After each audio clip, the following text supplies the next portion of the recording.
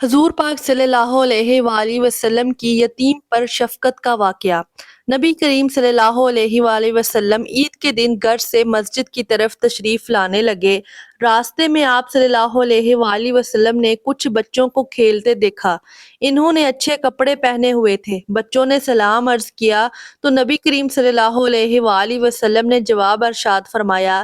اس کے بعد آپ صلی اللہ علیہ وآلہ وسلم تشریف لے گئے تو ایک بچے کو خاموشی کے ساتھ اداس بیٹھے دیکھا۔ آپ صلی اللہ علیہ وآلہ وسلم اس کے قریب رک گئے۔ آپ صلی اللہ علیہ وآلہ وسلم نے اس بچے سے پوچھا کہ تمہیں کیا ہوا ہے کہ تم اداس اور پریشان نظر آ رہے ہو؟ اس نے رو کر کہا، اے اللہ کے محبوب، میں یتیم مدینہ ہوں، میرے سر پر باپ کا سایہ نہیں ہے جو میرے لیے کپڑے لا دیتا۔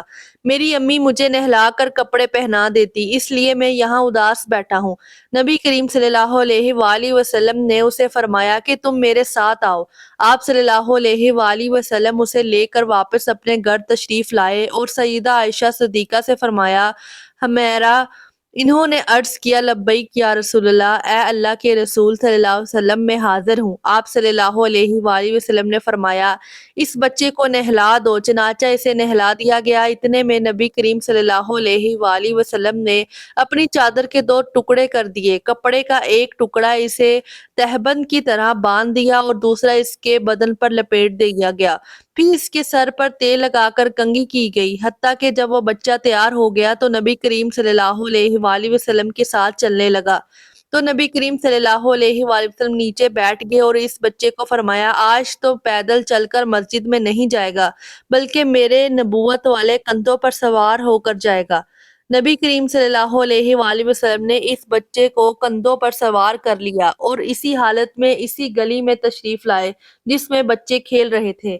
جب بچوں نے یہ معاملہ دیکھا تو وہ رو رو کر کہنے لگے، کاش ہم بھی یتیم ہوتے اور آج ہمیں بھی نبی کریم صلی اللہ علیہ وآلہ وسلم کے نبوت والے کندھوں پر سوار ہونے کا شرف حاصل ہوتا۔ نبی کریم صلی اللہ علیہ وآلہ وسلم جب مسجد میں تشریف لائے تو آپ صلی اللہ علیہ وآلہ وسلم منبر پر بیٹھ گئے تو وہ بچہ نیچے بیٹھنے لگا۔ نبی کریم صلی اللہ علیہ وآلہ وسلم نے اسے اشارہ کر کے فرمایا کہ تم آج زمین پر نہیں بیٹھو گے۔ چنانچہ آپ نے اس بچے کو اپنے ساتھ منبر پر بٹھایا اور پھر اس کے سر پر ہاتھ رکھ کر ارشاد فرمایا کہ جو شخص یتیم کی کفالت کرے گا اور محبت و شفقت کی وجہ سے اس کے سر پر ہاتھ پھیرے گا، اس کے ہاتھ کے نیچے جتنے بال آئیں گے اللہ تعالیٰ اس کے نام اعمال میں اتنی نیکیاں لکھ دے گا۔